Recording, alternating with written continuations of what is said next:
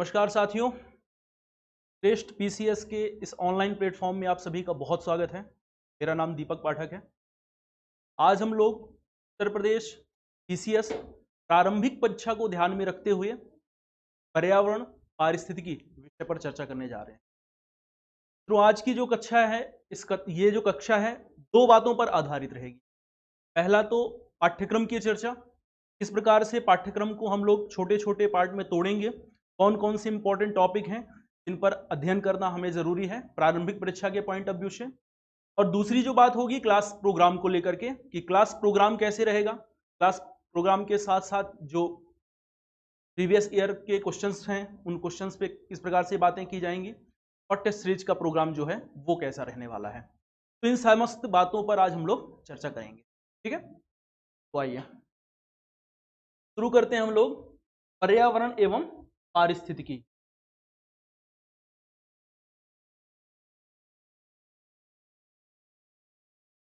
पर्यावरण एवं पारिस्थितिकी।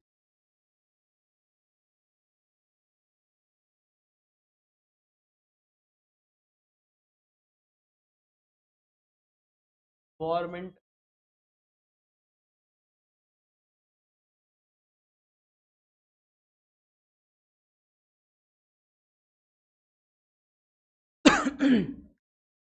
टॉपिक में, किसी भी टॉपिक में आने से पहले सबसे पहले हमें इस बात को जानना जरूरी है कि ऐसे कितने टॉपिक्स हैं या कौन कौन से मेजर सेगमेंट हैं पर्यावरण पारिस्थितिकी के जो प्रारंभिक परीक्षा के पॉइंट ऑफ व्यू से इंपॉर्टेंट हैं और जिन्हें हमें डिस्कस करना जरूरी है। तो सर्वप्रथम हम लोग बात करेंगे जो बेसिक सा कॉन्सेप्ट होता है, हम कह सकते हैं इन्वायरमेंट और इकोलॉजी की जो सामान्य सी समझ है, उस सामान्य सी समझ पर आधारित टॉपिक को हम लेंगे। तो पहला जो पार्ट होगा हमारे डिस्कशन का वो पार्ट होगा, हम कह सकते हैं basic concept. Basic concept of environment and ecology. पर्यावरण पारिस्थितिकी की सामान्य सी परिभाषा क्या है, सामान्य सी समझ क्या है, सबसे पहले हम इस बात को समझेंगे। इसके बाद इसी से रिलेटेड एक दूसरा कॉन्सेप्ट है जिसे हम कह सकते हैं इकोसिस्टम, पारिस्थितिक तंत्र। तो पारिस्थितिक तंत्र की संकल्पना को समझेंगे, पारिस्थितिक तंत्र की संकल्पना क्या है। और पारिस्थितिक तंत्र से जुड़ा हुआ टॉपिक है जिसे कहा जाता है बायोम।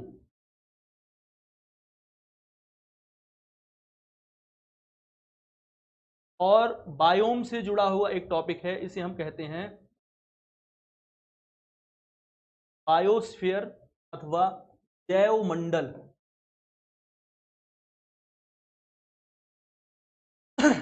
तो जो सबसे पहला सेगमेंट हमारा रहने वाला है, यहां पर हम लोग क्या क्या देखेंगे, पर्यावरण पारिस्थितिकी की सामान्य सी समझ, पर्यावरण क्या है, पारिस्थितिकी क्या है, फिर पारिस्थितिक तंत्र क्या है, पारिस्थितिक तंत्र के पश्चात बायोम क्या होता है और बायोस्फीयर क्या होते हैं, इनकी एक बेसिक सी कॉन्सेप्ट को समझेंगे। ठीक, इसे हम कह सकते हैं part A.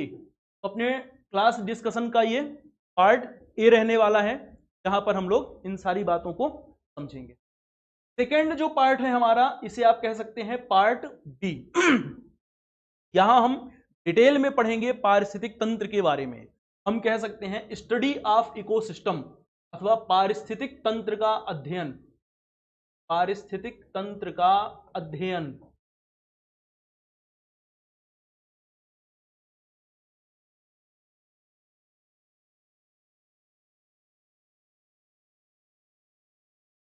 Study of ecosystem, पारिस्थितिक तंत्र का अध्ययन करने के क्रम में सबसे पहले हम देखेंगे कि पारिस्थितिक तंत्र का निर्माण किस प्रकार से हो रहा है, पारिस्थितिक तंत्र के घटक कौन से हैं, बायोटिक कंपोनेंट और अबायोटिक कंपोनेंट्स का कॉन्सेप्ट क्या होता है। तो हम कह सकते हैं कि सब यहां पर जो टॉपिक्स होने वाले हैं हमारे, पहला टॉपिक होगा पारिस्थितिक तंत्र के घटक, पारिस्थितिक तंत्र के घटक, कंपोनेंट्स ऑफ इकोसिस्टम। के लिए हम कह सकते हैं कंपोनेंट्स ऑफ इकोसिस्टम। ठीक। सेकेंड पार्ट होगा पारिस्थितिक तंत्र के प्रकार। कितने तरह से पारिस्थितिक तंत्र होता है? जलीय पारिस्थितिक तंत्र है, स्थलीय पारिस्थितिक तंत्र है। अब जलीय पारिस्थितिक तंत्र में भी कहीं पर आपको वन पारिस्थितिक तंत्र देखने को मिलेगा, तो कहीं पर वन और वन के साथ साथ घास भूमियां देखने को मिलेंगी। तो वन और घास भूमि एक साथ देखने को मिल सकती है। कुछ ऐसा क्षेत्र होगा जहां पर केवल और केवल घास भूमियां आपको देखने को मिलेंगी, और ऐसा भी क्षेत्र हो सकता है जहां पर आपको मरुस्थलीय पारिस्थितिक तंत्र देखने को मिले या मरुस्थलीय प्रकार की वनस्पतियां देखने को मिले। तो स्थल में बायोम कैसे हो सकता है, या स्थल में पारिस्थितिक तंत्र का निर्माण कैसे हो सकता है, और स्थल के साथ साथ जल में पारिस्थितिक तंत्र का निर्माण हो रहा है, तो जलीय पारिस्थितिक तंत्र किस प्रकार से निर्मित हो सकता है। अब जल में भी पारिस्थितिक तंत्र ऐसे क्षेत्रों में निर्मित हो सकता है कि बहता हुआ जल हो, और ऐसा भी क्षेत्र हो सकता है कि ठहरा हुआ अथवा रुका हुआ जल हो। तो नदी हो सकता है, झरना हो सकता है, नाले हो सकते हैं, अथवा लेक हो सकती है, कोई झील हो सकती है, कोई तालाब हो सकता है, कोई पोखर हो सकता है, यहां भी पारिस्थितिक तंत्र का निर्माण होता है। फिर ऐसे भी क्षेत्र होते हैं जहां पर स्वच्छ जल होता है, और कुछ ऐसा भी क्षेत्र होगा जहां पर हम कह सकते हैं कि लवण युक्त जल है, और लवण युक्त जल का पारिस्थितिक तंत्र है।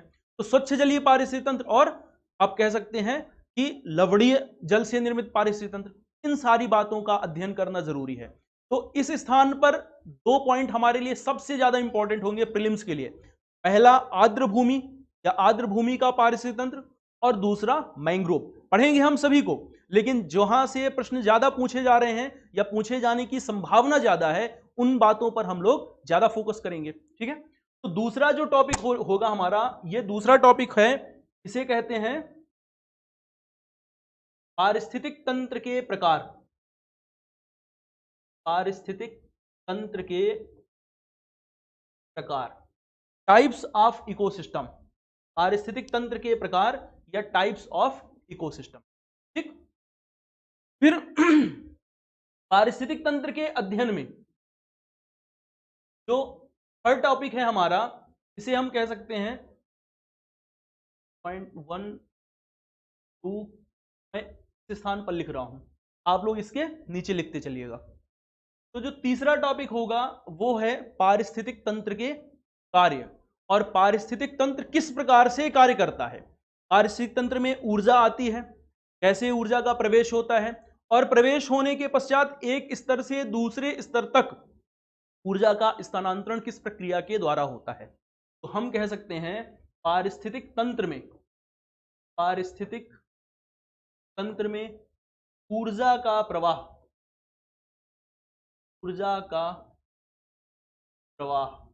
Energy flow in ecosystem. Ecosystem में एनर्जी का फ्लो किस प्रकार से होता है, इस बात को समझना जरूरी है। बार बार पीसीएस में पूछा जाता है कि पारिस्थितिक तंत्र में ऊर्जा का प्रवाह कैसे होता है। ऑप्शन दे देता है, एक दिशीय प्रवाह है, यूनिडायरेक्शनल फ्लो है, अथवा बहुदिशीय प्रवाह है। इस तरह से बातें पूछ लेती हैं। तो इस बात को समझेंगे कि पारिस्थितिक तंत्र में ऊर्जा का यूनिडायरेक्शनल फ्लो होता है। अगर यूनिडायरेक्शनल फ्लो है तो यूनिडायरेक्शनल फ्लो क्यों होगा, कैसे होता है, इस बात को समझते हैं। ठीक। तो पारिस्थितिक तंत्र में ऊर्जा का प्रवाह। फिर हम देखेंगे कि पारिस्थितिक तंत्र में पदार्थों का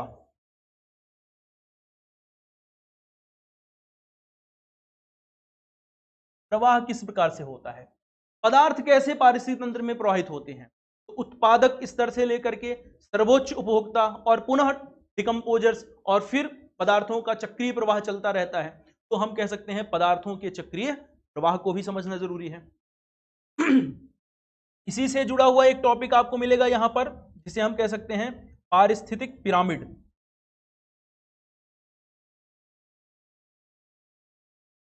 पारिस्थितिक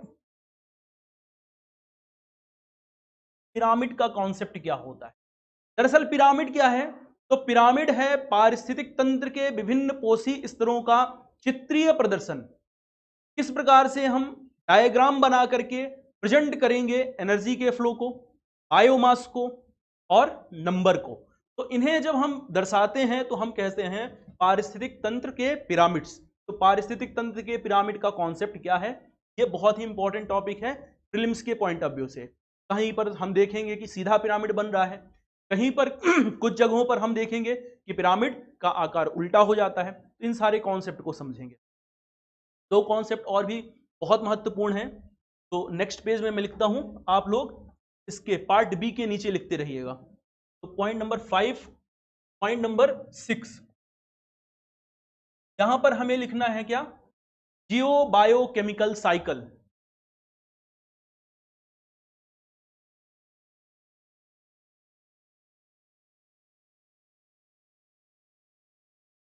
जियो बायोकेमिकल साइकिल से हम कहते हैं भूजैव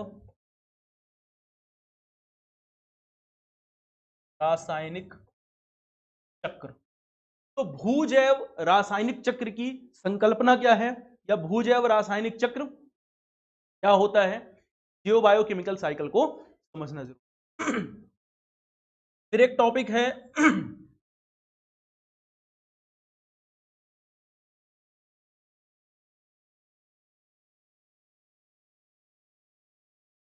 बायोमैग्निफिकेशन और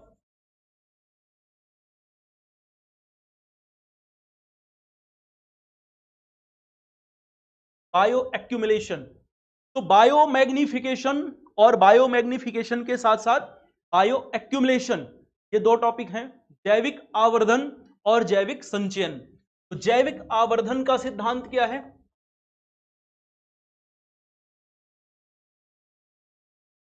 और जैविक संचयन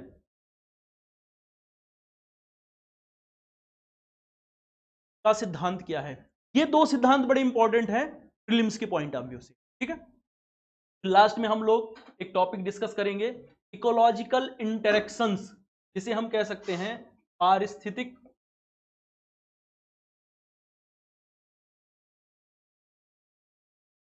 अंतःक्रिया। इकोलॉजिकल इंटरेक्शंस क्या होती हैं, पारिस्थितिक अंतःक्रियाएं क्या होती हैं। कुछ अंतःक्रियाएं पॉजिटिव होती हैं, कुछ निगेटिव प्रकृति की होती हैं, जैसे सिम्बायोसिस, कुछ पॉजिटिव प्रकृति की हैं और कुछ हैं आपकी निगेटिव प्रकृति की अंतःक्रियाएं। तो सिम्बायोसिस क्या है, सिम्बायोसिस का सिद्धांत क्या है, एंटीबायोसिस क्या होती है, सिम्बायोसिस, एंटीबायोसिस, पैरासाइटिज्म क्या है, पैरासाइटिज्म किस प्रकार की अंतःक्रिया है।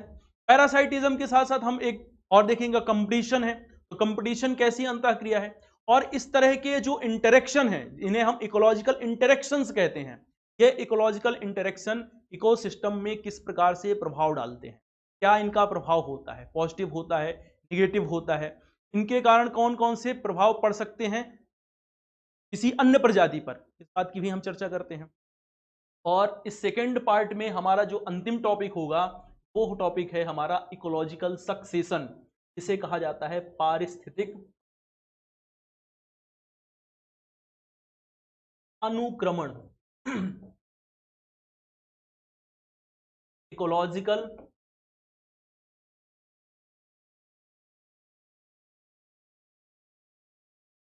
सक्सेशन, पारिस्थितिक अनुक्रमण। यहां से कई बार प्रश्न पूछ चुके हैं पारिस्थितिक अनुक्रमण से। तो सक्सेशन का मतलब क्या है, तो हम कह सकते हैं पारिस्थितिक तंत्र के क्रमिक विकास की प्रक्रिया, जो पारिस्थितिक तंत्र के क्रमिक विकास की प्रक्रिया है, यही पारिस्थितिक तंत्र का अनुक्रमण कहलाती है। अब अनुक्रमण के कितने चरण होते हैं, कौन कौन से चरणों से गुजरने के बाद पारिस्थितिक तंत्र का क्रमिक विकास होता है, इस बात को हम डिटेल में डिस्कस करेंगे। क्योंकि अनुक्रमण की जो प्रोसेस है, इस प्रोसेस को सीक्वेंस में अरेंज करने के लिए प्रीलिम्स में प्रश्न पूछता है कि किस प्रकार से कौन कौन से अनुक्रमण के चरण हैं, कौन से स्टेजेस हैं, इस बात को लेकर के प्रीलिम्स में प्रश्न पूछे जाते हैं। इन बात को हम डिस्कस, ठीक। तो जो हमारा पहला पार्ट था, पहले पार्ट में तो हम लोग एक बेसिक सी सामान्य सी समझ बना रहे थे कि इन्वायरमेंट क्या है, इकोलॉजी क्या है, बायोस्फीयर क्या है, ठीक है, बायोम क्या है, इकोसिस्टम क्या है, तो सामान्य सी समझ बनाएंगे। जो हमारा सेकेंड टॉपिक है, ये सेकेंड टॉपिक हमारे लिए प्रीलिम्स के लिए बहुत इंपॉर्टेंट टॉपिक है, क्योंकि बार बार यहां से प्रश्न पूछे जाते हैं प्रीलिम्स में, ठीक है।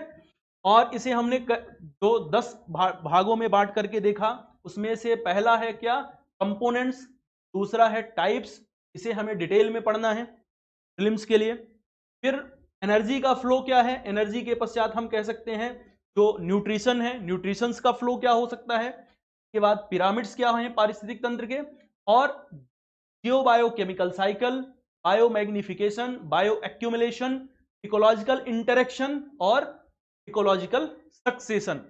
ये कॉन्सेप्ट कौन कौन से हैं, इन सारे कॉन्सेप्ट के बारे में पढ़ें। ठीक है, तो ये पार्ट बी में रखेंगे। अब हम बात करते हैं पार्ट सी की। तो देखिए पार्ट सी, आप लोग इसको अब इधर से बढ़ा करके आगे लिखिएगा, मैं नेक्स्ट पेज में लिखता हूं। तो आप लोग बना सकते हैं पार्ट सी, और पार्ट सी में हम लोग रखेंगे इन्वायरमेंटल पोल्यूशन, पर्यावरण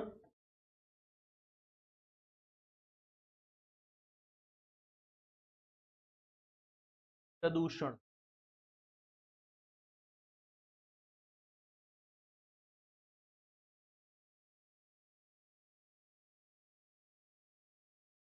इन्वायरमेंटल पोल्यूशन, पर्यावरण प्रदूषण क्या है। ठीक, ये है हमारा पार्ट सी।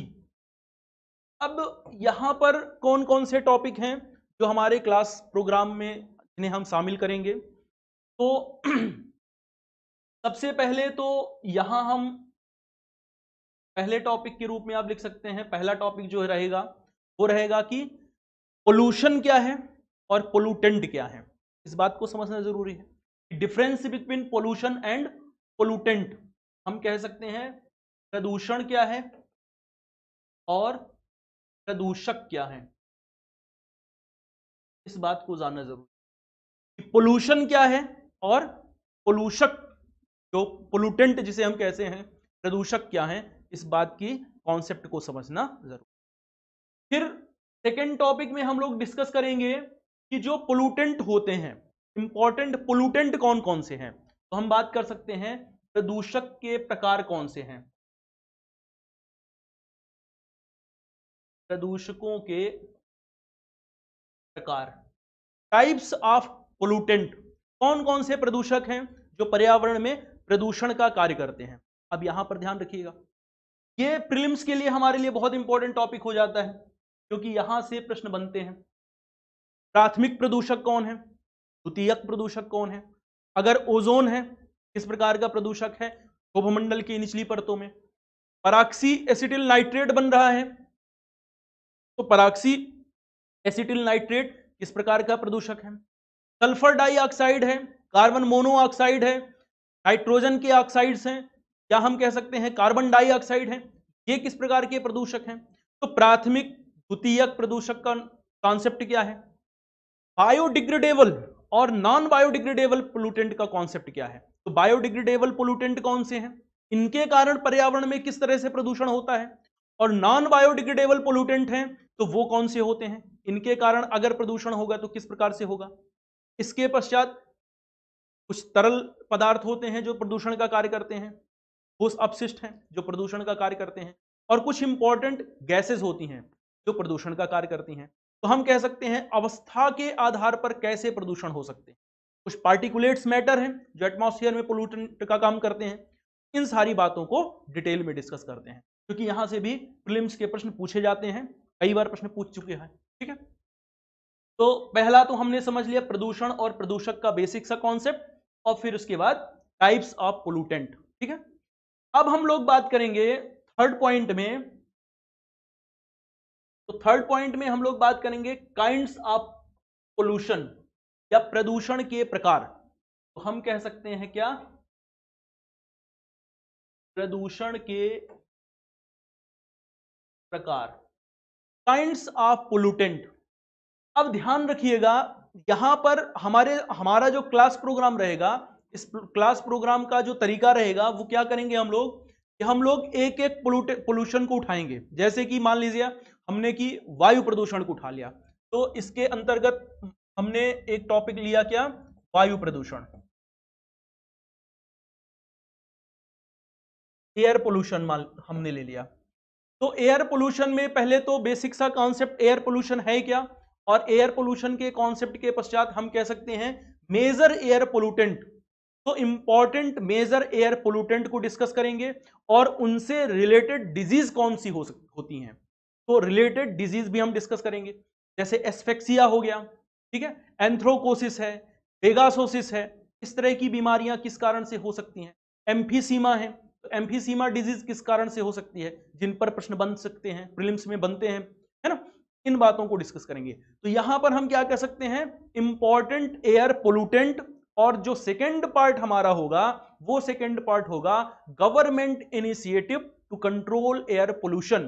तो इसको आप दो पार्ट में पढ़ेंगे हम, इंपॉर्टेंट एयर पोल्यूटेंट और इट्स एयर पोल्यूटेंट से रिलेटेड डिजीज। और जो दूसरा टॉपिक होगा या दूसरा पार्ट हमारा होगा यहां पर, वो दूसरा पार्ट होगा गवर्नमेंट इनिशिएटिव। गवर्नमेंट के कौन कौन से इनिशिएटिव हैं जो एयर पोल्यूशन को कंट्रोल करते हैं। लाइक हम कह सकते हैं जैसे कि क्या है, तो आप कह सकते हैं जैसे कि पोल्यूशन कंट्रोल ब्यूरो, जैसे कि वायु गुणवत्ता सूचकांक एयर क्वालिटी इंडेक्स, है ना, जैसे कि वायु प्रदूषण नियंत्रण से संबंधित जो अधिनियम है कब आया, कौन सी बातों को कहता है, इन सारी बातों को हम लोग डिस्कस, ठीक है।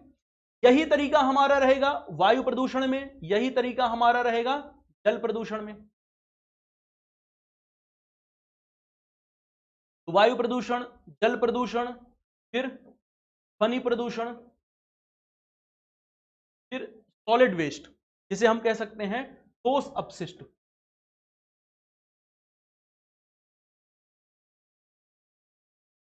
सॉलिड वेस्ट मैनेजमेंट के रूल क्या हैं, तो थोड़ी थोड़ी बातें मैं बता देता हूं। जैसे एयर पोल्यूशन के लिए हमने बात की ऐसे ही हम लोग जल पोल्यूशन से या वाटर पोल्यूशन से संबंधित बात करेंगे। तो जल प्रदूषण की जब बात करेंगे तो यहां पर जल प्रदूषण क्या है, सोर्सेस कौन से हो सकते हैं, यूट्रिफिकेशन या सुपोषण की प्रक्रिया क्या होती है, जो इंपॉर्टेंट टॉपिक है। सुपोषण की प्रक्रिया क्या है, सुपोषण के साथ साथ हम समझ सकते हैं कि जो जलीय निकाय है, जलीय निकाय कैसे प्रदूषित होगा, और जलीय निकाय अगर प्रदूषित हो रहा है तो आसपास के क्षेत्रों में कौन सी डिजीज आ सकती हैं, कौन सी बीमारियां फैल सकती हैं, है ना।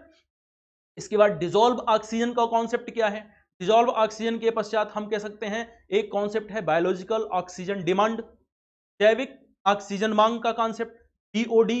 इसके पश्चात सीओडी या केमिकल ऑक्सीजन डिमांड का कॉन्सेप्ट क्या है। तो यहां पर क्या हमने डिस्कस किया, यहां पर हमें डिस्कस करना है बीओडी का कॉन्सेप्ट, सीओडी का कॉन्सेप्ट, और डीओ या डिसॉल्व ऑक्सीजन के कॉन्सेप्ट, और साथ ही यूट्रिफिकेशन की प्रक्रिया को समझना है। फिर जल प्रदूषण से संबंधित डिजीज कौन सी हो सकती है, जैसे मिथेमे ग्लोबिनेमिया है, ब्लू बेबी सिंड्रोम है, ठीक है, फ्लोरोसिस है। इस तरह की बीमारियां अगर हो रही हैं, मिनीमाटा है, तो इस तरह की बीमारियां हैं, तो किस के वजह से या किन तत्वों के जलीय पारिस्थितिक तंत्र में प्रवेश करने के कारण ऐसी बीमारियां होती हैं, हम इसकी बात। फिर सेम वही प्रोसेस हम यहां भी रखेंगे, गवर्नमेंट इनिशिएटिव, तो जल प्रदूषण से संबंधित अधिनियम और गंगा एक्शन प्लान आया। तो जल प्रदूषण नियंत्रण के लिए सरकार ने क्या प्रोग्राम शुरू किए, तो गंगा एक्शन प्लान कब लाया गया, गंगा एक्शन प्लान में कौन कौन सी बातों को शामिल किया गया। गंगा एक्शन प्लान के बाद फिर नेशनल रिवर कंजर्वेशन प्रोग्राम चला, और उसमें क्या क्या बातें रही। नेशनल रिवर कंजर्वेशन प्रोग्राम के पैरेलल में अगर कोई प्रोग्राम रहा, जैसे यमुना एक्शन प्लान है, तो गंगा एक्शन प्लान, फिर यमुना एक्शन प्लान, फिर यमुना के साथ साथ गोमती नदी को भी शामिल कर दिया गया। फिर नेशनल रिवर कंजर्वेशन प्रोग्राम बना, फिर नेशनल रिवर कंजर्वेशन प्रोग्राम के साथ साथ नमामि गंगे प्रोग्राम है हमारा, तो नमामि गंगे प्रोग्राम। इन सारी बातों को हम वन बाय वन डिस्कस करें, क्योंकि यहां से भी प्रीलिम्स में प्रश्न पूछे, ठीक है। इसी के साथ साथ ध्वनि प्रदूषण है, तो ध्वनि प्रदूषण से संबंधित बातें की सामान्य रूप से क्या है, ध्वनि कब प्रदूषण का कार्य करती है, और इससे इंडिविजुअल कोई एक्ट है नहीं, बल्कि इसे वायु प्रदूषण में शामिल कर दिया गया है।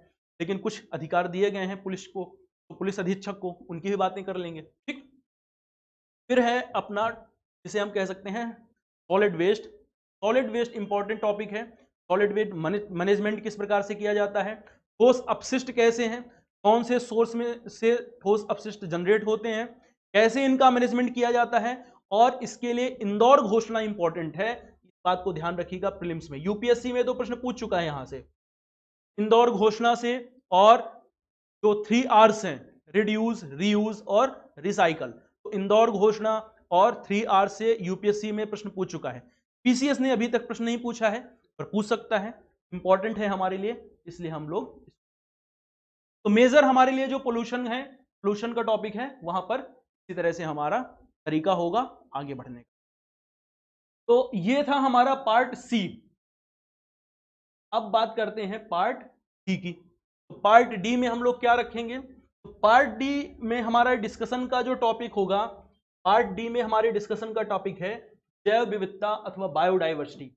तो पार्ट डी जिसे हम कह रहे हैं, आप हेडिंग लगा सकते हैं पार्ट डी। पार्ट डी में हम रखेंगे जैव विविधता को।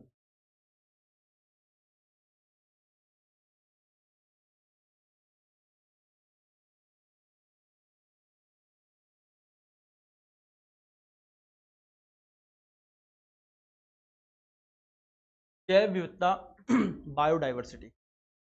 अब यहां पर बात करते हैं कि बायोडाइवर्सिटी में कैसे टॉपिक्स को हमें डिस्कस करना होगा, इस प्रकार से टॉपिक्स को लेकर के आगे बढ़ना है, सारी बातों पे चर्चा। तो पहले तो हम लोग यहां पर जैव विविधता का कॉन्सेप्ट क्या है, जैव विविधता होती क्या है, तो जैव विविधता क्या है,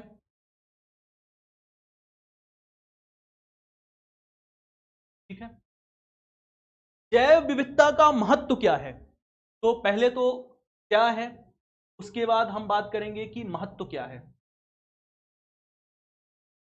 क्या है में ही हम दो बातें और डिस्कस करेंगे कि बायोडाइवर्सिटी का कॉन्सेप्ट और बायोडाइवर्सिटी जो है वो कितने स्तर की होती है, लेवल्स क्या होते हैं, जेनेटिक स्तर पर, स्पीसीज के स्तर पर और कम्युनिटी के स्तर पर। फिर मेजरमेंट भी यहीं पर हम डिस्कस करेंगे, यानी अल्फा डाइवर्सिटी, बीटा डाइवर्सिटी और गामा डाइवर्सिटी का कॉन्सेप्ट क्या है। और फिर उसके पश्चात हम आएंगे इंपॉर्टेंस में, महत्व क्या है जैव विविधता का, क्यों जैव विविधता बहुत आवश्यक है, जरूरी है पारिस्थितिक तंत्र को बना के रखने। जैव विविधता के महत्व के बाद हम देखेंगे कि जैव विविधता को किस बात से खतरा है। तो जैव विविधता को खतरा कैसे है, किस प्रकार से जैव विविधता का क्षरण हो रहा है, बात को चर्चा करेंगे। और फिर हम लोग डिस्कस करेंगे सेकेंड पार्ट में इसमें जैव विविधता का संरक्षण,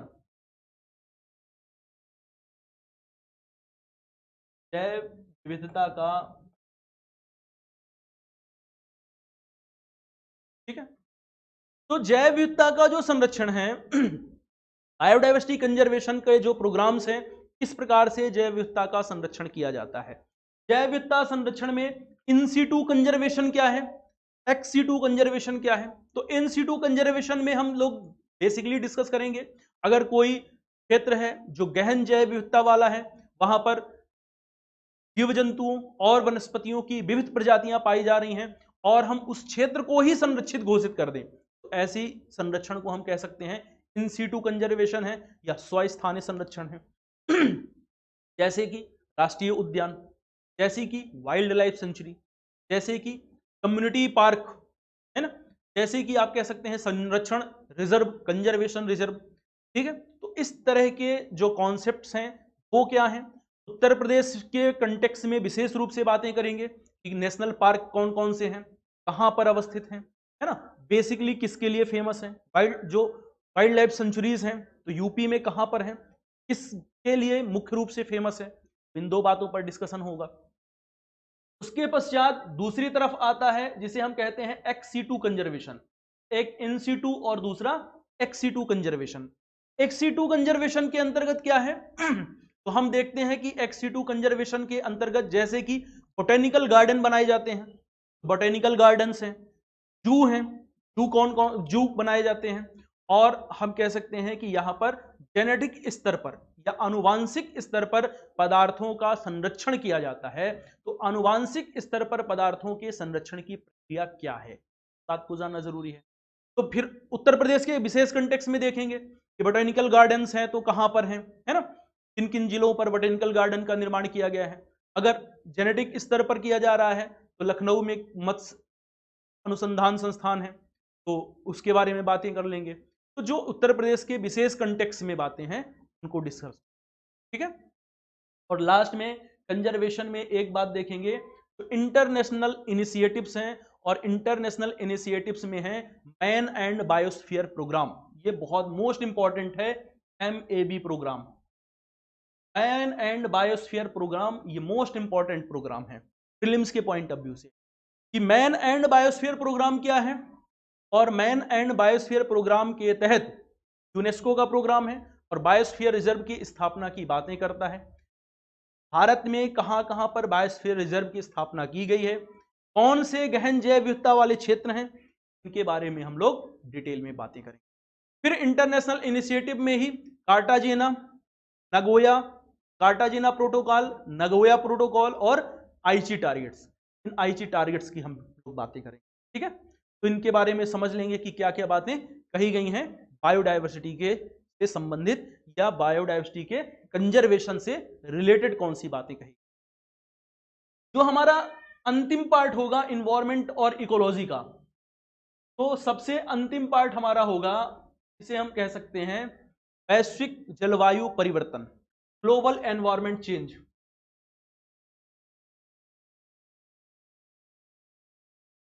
वैश्विक जलवायु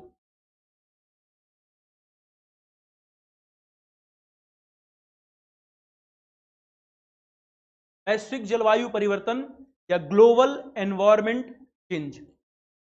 यहां पर हमें दो बातों पे डिटेल में पढ़ाई करनी है। पहली बात तो हमें पढ़ना है ग्लोबल वार्मिंग के बारे में, जलवायु परिवर्तन क्या है, जलवायु परिवर्तन का सिद्धांत और ग्लोबल वार्मिंग। तो जलवायु परिवर्तन, क्लाइमेट चेंज,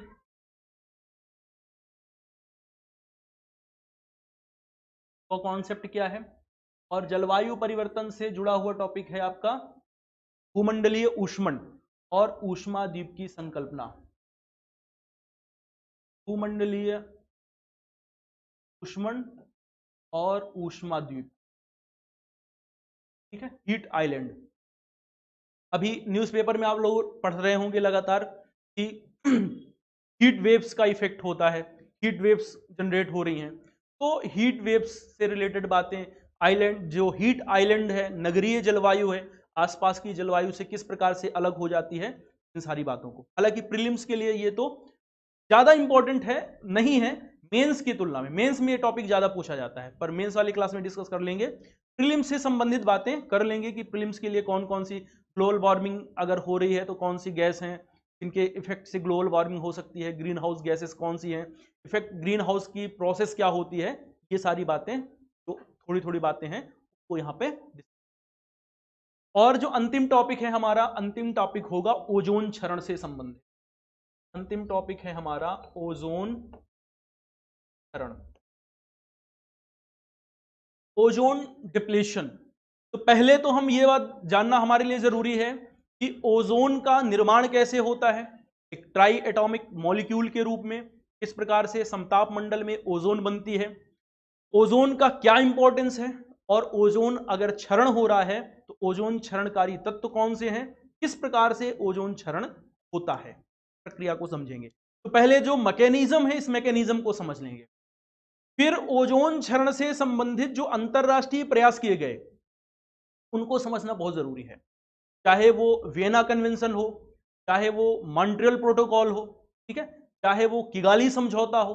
तो CFCs HFCs को लेकर के कौन सी बातें की गई, भारत कब शामिल हुआ, और भारत ने अपने लक्ष्य जो निर्धारित किए हैं HFCs से रिलेटेड, HFCs को कम करने और उपभोग और कह सकते हैं उत्पादन और उपभोग को कम करने से संबंधित जो भारत के टारगेट्स हैं वो कब तक के लिए निर्धारित किए गए हैं, इन सारी बातों को क्रमबद्ध तरीके से समझना बहुत जरूरी है, क्योंकि प्रीलिम्स के लिए यहां से प्रश्न बनता ही बनता है। ठीक है, इन बातों को हम डिस्कस।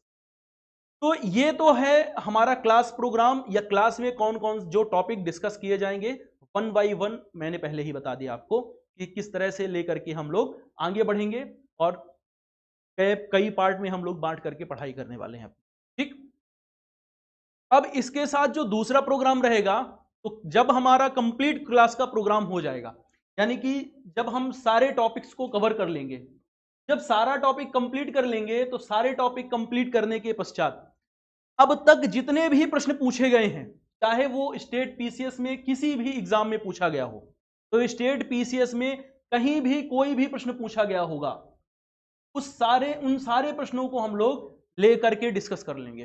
तो दूसरा जो हमारा प्रोग्राम रहेगा, तो जब आपकी सिद्धांतों पर टॉपिक्स की एक बेहतर समझ बन जाएगी, तो जो भी प्रश्न पूछा जाएगा, चाहे कहीं से भी कोई भी क्वेश्चन पूछा गया हो, वो क्वेश्चन आप इजिली हल कर लेंगे, सॉल्व कर लेंगे। तो हम लोग क्या करेंगे कि सेकंड पार्ट में जैसे हमारे सारे टॉपिक कंप्लीट हो जाएंगे, तो हम सारे क्वेश्चन उठा लेंगे और एक एक करके किसी भी पीसीएस एग्जाम में पूछा गया प्रश्न होगा, हमें एक एक करके उस प्रश्न को सॉल्व कर लेंगे, ताकि ऐसा कुछ रह ना जाए कि क्वेश्चन कहीं से फंस जाए, ठीक है, या क्वेश्चन में हमें कोई समस्या हो जाए।